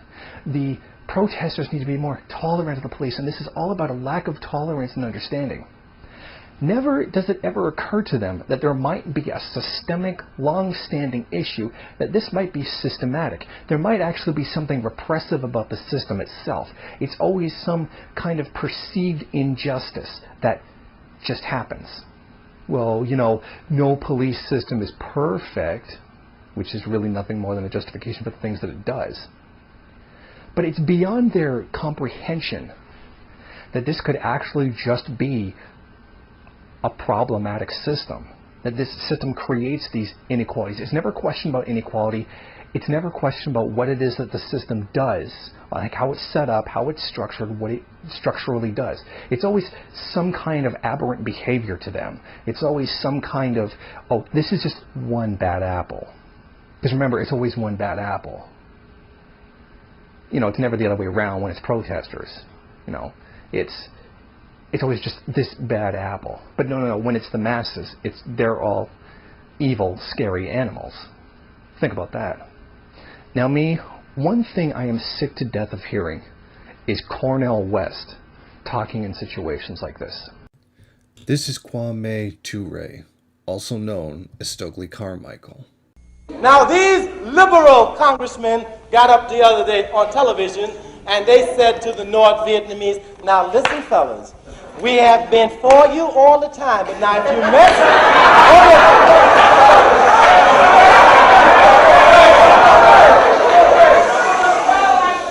we have been for you all the time, but if you mess with our racist fellas, we're going to have to take care of you. That's what he was saying. That's what Church was saying when he said, I am begging the North Vietnamese not to bother our pilots because you're going to ask us to bomb you. He ought to be talking to this racist country and telling them not to bomb Vietnam. That's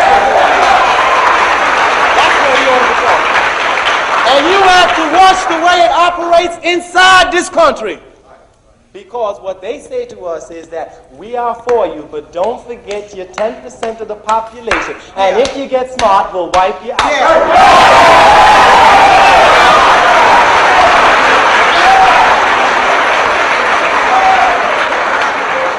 Now, if we talk about true equality, then we have to move to a position where we can define. Thank you, my friend. We have to tell our black brothers who are graduated from colleges that to be successful is not to get a job with IBM or Wall Street, but we have to define success for them, and we have to say that to be successful is to come back into your community and... That was a much younger Kwame Ture. This is a much older Kwame Ture. Here he will explain the importance of religion historically. If you claim MLM, then you have to take this into your analysis. We know that all peoples all over the world will be free. Know this. Because all people have an instinctive love of justice. This is clear and can be demonstrated everywhere. If one will get one's anthropologists and one's historians, one will see there is no society that man has found which has not produced religion, not one. Every society has religion, every society. And if one will look properly at these religions, while they vary widely, they have different forms and different rituals. Some have one as God, some have many as God, some take the fish and make their God, some, like the American Indians, understand that Mother Earth is their God. You will find why they differ. They have one essential thread running through all of them. All religions come to preach to the people that they must live a just life, that they must follow a just God, that they must treat every human being just like they themselves want to be treated. There is no religion that doesn't tell the people to act properly, to live justice, and to live with an upright heart. All of them say the same thing. Consequently, even though all these religions may vary, if you look through the thread of them, you will see the same thing. Of course, we must say, and it is a fact, that in all of these religions you will find bad people who say they are religious, but are indeed not religious, and only trying to fool the people. Sometimes the preachers are leading the stock here. This is a fact. This is a fact. This is a fact. But this does not deny the truth of what we say. All religions come to preach justice, and consequently all people who say they adhere to religions must serve the cause of justice. Christianity for us as a people, especially in the West, is more important than Judaism. Not because Judaism is more important than Christianity, or Christianity more important than Judaism. No religion is more important than any other religion. At any time a Christian feels that his religion is better than Islam, or a Muslim feels that his religion is better than Judaism, these people have no understanding of religion at all. All religious people must respect the religions of all other people. Indeed, they must come to fight to protect the integrity of the religions. A Muslim, hearing Christianity slandered, has the responsibility to come and fight against the slandering of Christianity. A Christian, hearing someone speak ill of the Prophet Muhammad, must come and defend the Prophet Muhammad. As a matter of fact, all of us as intelligent human beings must know the Bible, must read the Torah, and must read the Holy Quran. Christians must know the Quran,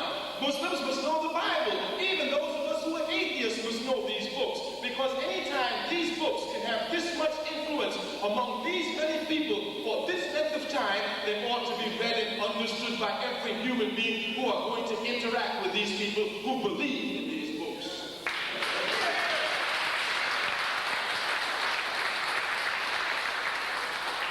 Everyone who knows anything about Christianity in Africa knows of Africa's great contribution to Christianity. If one would just take a simple look at Christianity, one will know the first church in the world came out of Africa. One will know the first monastery in the world came out of Africa. One will know the very intellectual development of the church was a result of Africa. The councils held in Alexandria, in Egypt, even St. Augustine himself ain't nothing but an African. We say anyone who knows anything about Christianity knows of Africa's great contribution to Christianity. If one would just flip through the Bible, in Genesis 2, verse 13, the very first country mentioned in the Bible is Ethiopia. According to the version of the Bible you have, this Ethiopia might be spelled Cush, C-U-S-H, or Cush, K-U-S-H. If you will go to an authoritative source, you will see that Cush, spelled either with a C or a K, is the ancient name for Ethiopia. We say Genesis 2, verse 13, in the very beginning of the Bible. If one would take just a cursory look at the Bible, one would know that Europe is not mentioned in the Bible until near the very end of the Bible. If one knows anything about the life of Jesus Christ, one would know that when Jesus Christ was in trouble, his mother took him to Egypt, and here he spent 10 years in Africa, growing physically, spiritually, and morally, and learning all the principles of Africa to use.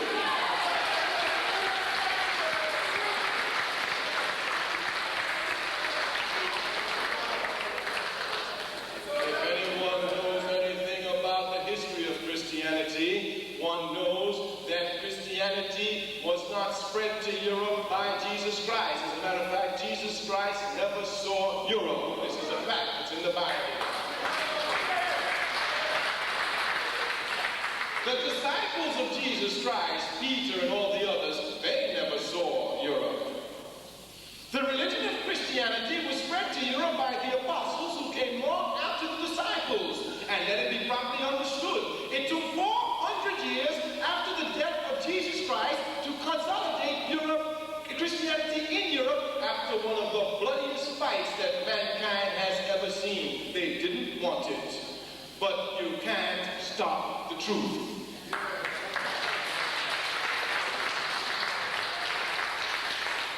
When we understand these facts, we come to understand how vicious is our enemy. Go through the Caribbean, go through the United States of America, go through Britain, go through Africa, go into the homes of Africans who call themselves Christians, underline the word call, who call themselves Christians. You will find in their bedrooms, you will find in their bathrooms, you will find in their kitchens, you will find in their cars, you will find in their keychains a picture of a white Jesus with blonde hair and blue eyes.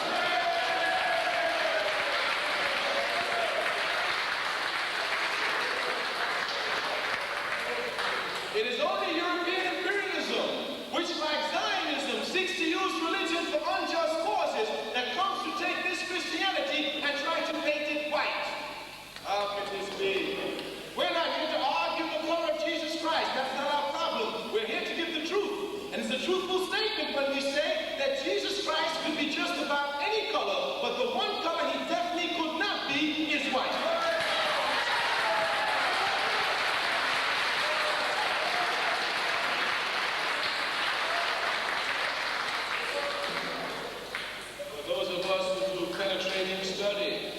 For those of us who give European imperialism no slack, if you go and take a penetrating analysis, you will see this picture of this white Jesus whom we bow down before is nothing but the uncle of the artist who painted the picture.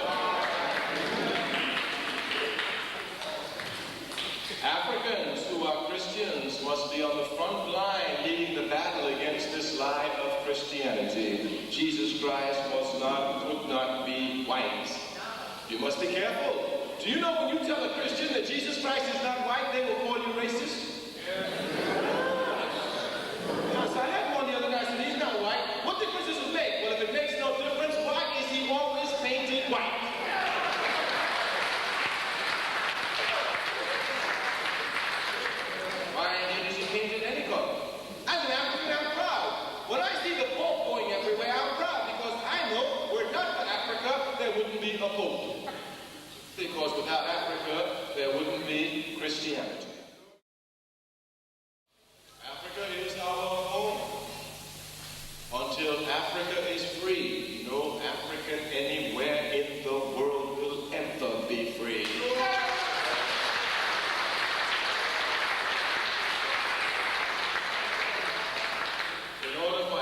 to be free, she must be liberated, unified, and socialist. This term socialism we must come to understand. Here, everywhere, they're trying to bring confusion. As a matter of fact, some try to let us think that they know what socialism is, and they're the only ones who know what it is, and if you don't come through them, you'll never find it. Stupidity, lies. The truth belongs to every man and every woman who searches for it. The truth cannot be invented. Some try to confuse us and let us think that Karl Marx invented socialism. Nothing is further from the truth. Karl Marx could not invent socialism. It's the truth. The best that Karl Marx can do can discover it, and the best that we can say is from our historical readings, Karl Marx is the first man we know to have studied and written about socialism. We call the laws of gravity Newton's laws.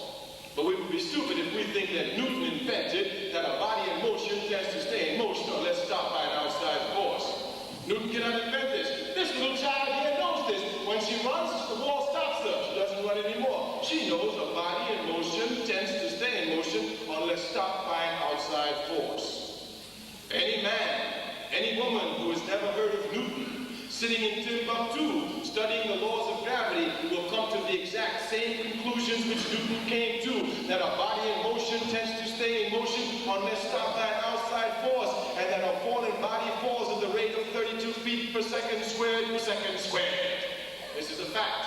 Any man, any woman who's never heard of Karl Marx, any man, any woman who's never heard of Frederick Engels, any man, any woman who's never heard of the great V.I. Lenin, studying the laws of society, studying the means of production, the mode of production, studying the laws that govern it, the laws that govern the society, will come to the exact same conclusions that Karl Marx, V.I. Lenin, and Frederick Engels came to. Socialism is a truth. It doesn't belong to any one man. It belongs to all men and all women.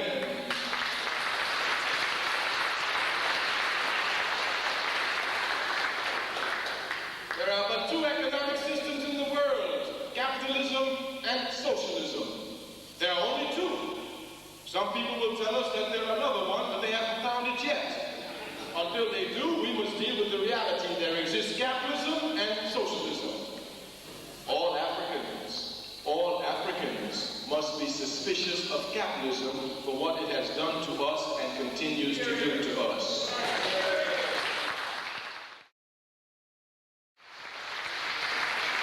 Only the people properly organized will free the people. Only the people properly organized will free the people. Consequently, every African who knows they have a responsibility to humanity must be involved in an organization fighting for our people. Let it be clear, let it be properly understood. If your mother is being raped and you are not doing anything to help protect your mother, you are against your mother. Let it be clear, let it be properly understood. If your people are being exploited and you are not doing anything to stop the exploitation of your people, you are against your people. Let it be properly understood. A man is not known by the words he utters, but by the deeds he commits. If a man says he loves his family and he demonstrates no concern for his family, working for them or trying to protect them, he's a liar and the truth is not in him. If a woman says she loves her people and she doesn't work for her people, be concerned about her people, and try to protect her people, she's a liar and the truth is not in her. You find it all the time. My brother, what you doing for your people? I love my people. My brother, what organization you belong to? I love my people. My brother, when last you been on a demonstration with? I love my people. Oh, when you love something, you must demonstrate it in concrete action. If you love your people, if you really love your people, you must be working for them every minute of the day. And the only way you can do it is in an organization. What's the message? Brothers, sisters, join an organization. They will tell you organization is no good. I will tell you the truth. Bad organization is better than no organization at all.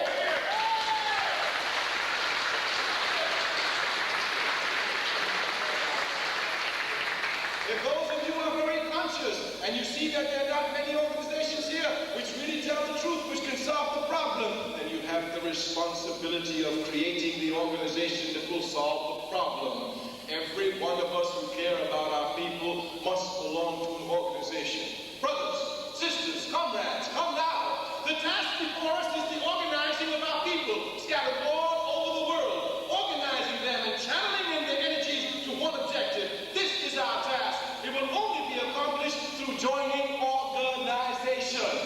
Thank you. Ready for the vote. I want to make it clear that Glassno 44 is not the Marxist Satanist that happens to be black. Now, I'm not sure if this guy is really Marxist, Satanist, or black. I do not even know if this guy considers me a friend or a foe. They made a 3-part series using me as a symbol for white leftism, even though it is the so-called intersectional Maoist who actually embodies white leftism. The reason why I find these YouTubers suspicious is because he gives his solidarity to the actual living embodiment of white leftism. I think the video that he did, this on the comment section called Correcting Our Line, I think. This Satanist claiming to be dead gives approval to this champion of white leftism. But I am at least grateful that in the first video by the Satanist, he says that he does not want me cancelled. His criticisms of me had merit. What he had no idea of was that I had been working towards expressing my views on combating colonialism for some time now. Then gaining awareness in this 3-part series was made, I'd realized that I put off the project far too long. From last year to this year, I had gained the necessary language to express my anti-colonial position in a dialectical way. I wanted to say something. My debate with Richard Spencer was absolute cringe. I was bombarded with kindness. I was not told that jokes like Eric Stryker even existed. I actually thought that the debate was going to be over IQ and race. I should have met with the Bundas sooner. I should have met with comrade number 3 of the Navajo Nation sooner. In that debate I said these fascists treated me kinder than leftists did. I had already debunked some of the statements they made before I could answer the encirclement that fascists interrupted. This happened throughout the debate of ultra cringe that I so awfully failed. I was guilty of liberalism throughout the entire debate. Again, I wish certain people had come to me sooner. But with this, I hope it is now understood where I actually stand. I oppose white leftism. I oppose whiteness. I stand for pan-Europeanism, even a plan for the most of us settlers to return to Europe. Those of us found worthy to stay in the lands of North America, Australia, and New Zealand must recognize indigenous sovereignty, not settler occupation. This is where I stand. Now, you know who Cornel West is. Black academic. He's been arrested, what have you. This guy championed his ass off for Obama. I mean, he did everything he could to try to get this guy elected. And now he goes out saying that Obama has abandoned the black population. That he doesn't care about black people. Of course he doesn't. But how can a man so smart not get it through his head? He really believes that it's just race. That the cops are just racist. You know, the former presidents, they were just racist. It's never something systemic within the system itself. And then when a black president got elected, because he thought, well, if a black man gets elected president, you know, this kind of stuff is going to stop. Because he won't tolerate it because he's black. And then it continues. And in fact, a lot of statistics show that African Americans are even worse off under Obama than they were during Bush. And yet he stands here saying like how, oh, this Obama's abandoned us and everything. He was never on your side. To even think that he was ever on your side demonstrates that Cornel West does not understand the structure of society. Because if you think you can just change the head and then the whole system will change, you clearly don't understand what the system is and clearly do not understand how it works. Another thing that gets overlooked is the whole class aspect to this. People don't understand the class reality of the police. The police are there to serve and protect the capitalist class, the property owning class, those who own the means of production. But They present it in a particular narrative which allows them to continue doing that. For example, whenever things happen like this, a lot of white people, conservative or liberal or ironically enough, libertarian, run out and they say how the police are just doing their jobs, or this is why we need police because of things like this. And, you know, we're glad the police are here to take care of problems like this. Because you notice it's always like this is the thing where in their reasoning it's protecting them from black masses. That's always the racial connotation that's put with it, even by liberals. But they never realize the actual class structure of the police themselves. They're there to repress you too. It's one of those situations where white people are less attacked by the police, a lot less attacked by the police than African Americans. So therefore, by that reasoning, the police are there to protect white people.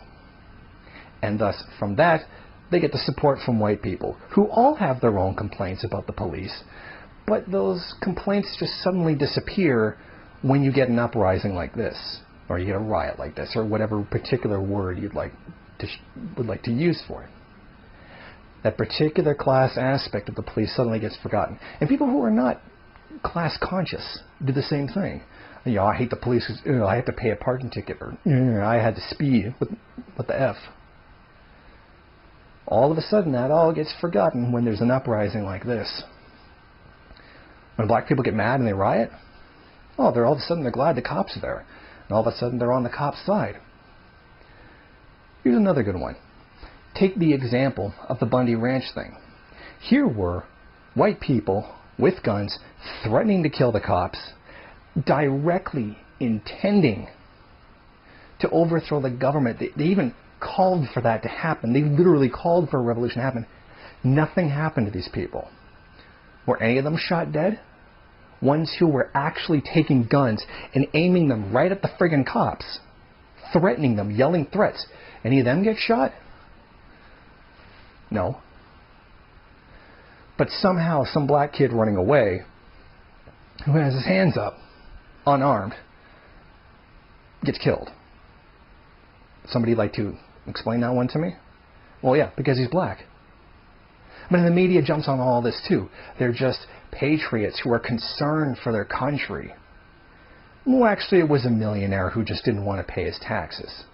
But look at this in the eyes of these white people, both liberal and conservative.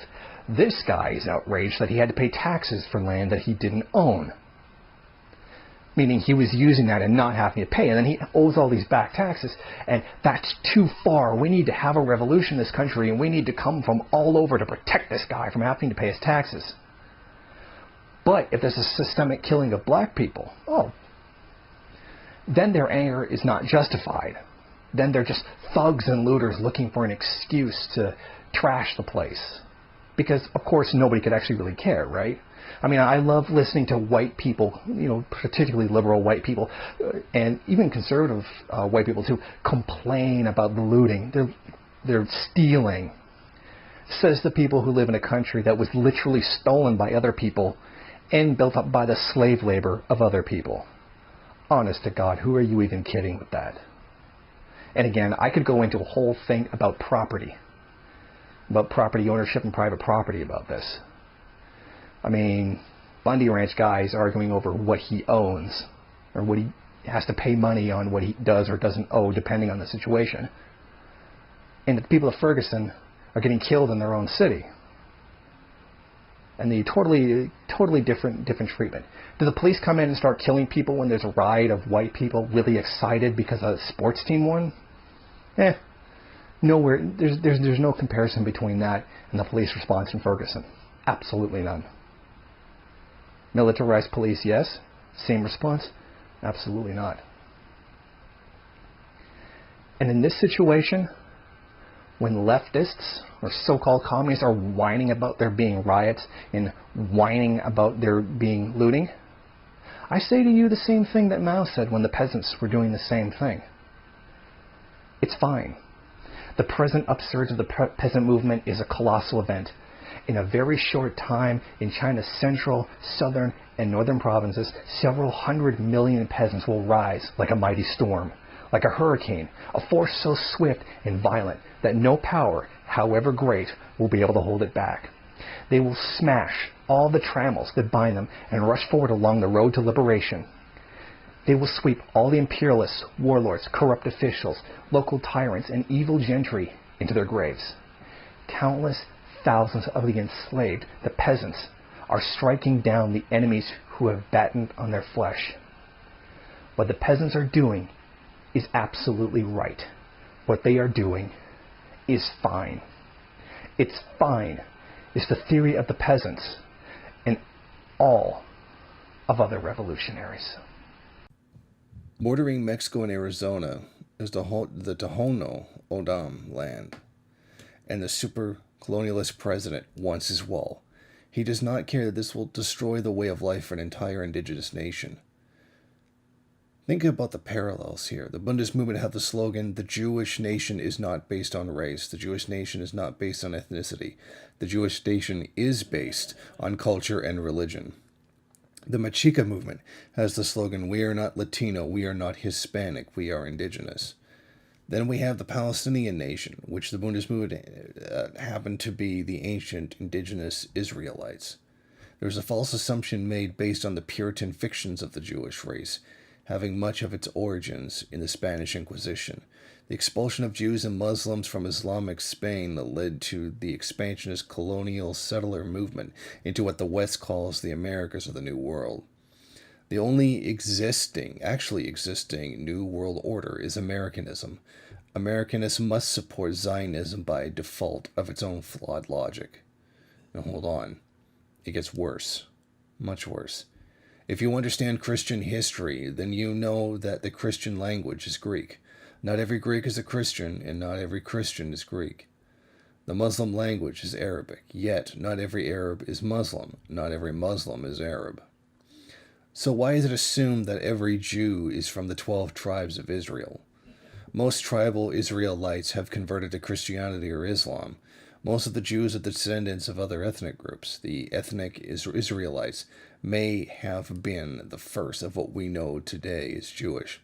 But the Jewish nation is based on a very old religious code of cultural covenants, Jewishness or Torah culture, Judaism or religious code of books, a nation based on seeking a better world. Is there any wonder so many of them are socialists? Is it any wonder that Jews well versed in their own Torah culture reject the state of Israel? Not every Palestinian is Jewish. Most Jews are not Palestinian. And do be confused, the Palestinians are the same people as the tribal Israelites. There is the first world, which exploits the third world, the second world of developing and declining countries. Then there is the fourth world. The fourth world is the native North Americans, which are called First Nations here in Canada. The fourth world is also the Australian Aboriginal Indigenous nation. The Indigenous of New Zealand is also the fourth world. And given the scarring by Spanish colonialist powers over the lands we call Mexico, the Central Native Americans, Indigenous Mexicans are also the fourth world. But do you realize who else is the fourth world? The Palestinians are the fourth world, a colonial settler occupation calling itself Israel. Even though the very word Israel refers to all Jews in the world, the term Israeli, is only a word that could only have a correct context for Hebraic Israelites, making the Samaritans the genuine Israelis. The Zionist state that calls itself Israel is cultural genocide upon the Palestinian nation and the Jewish nation. There are also the worldless nations, or more respectively, the diaspora nations.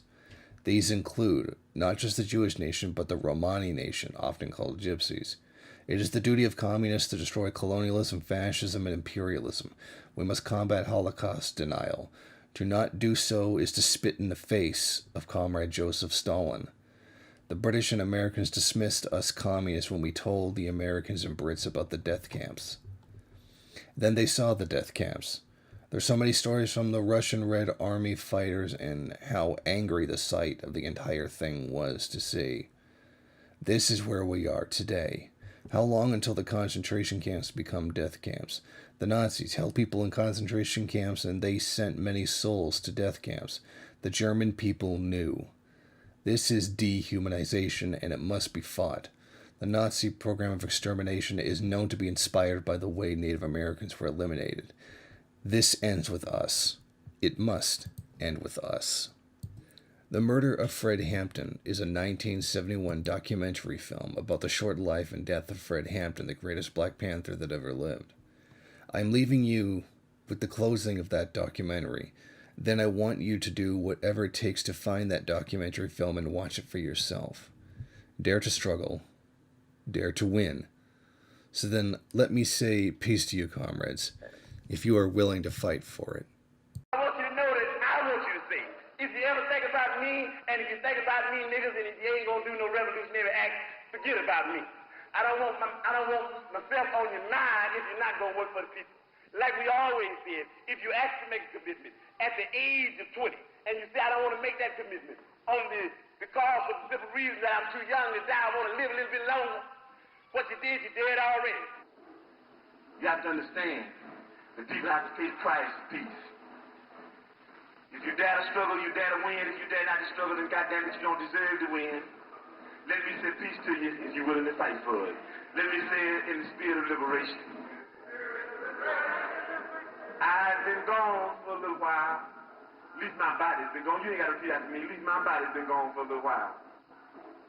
But I'm back now, and I believe that I'm back to stay.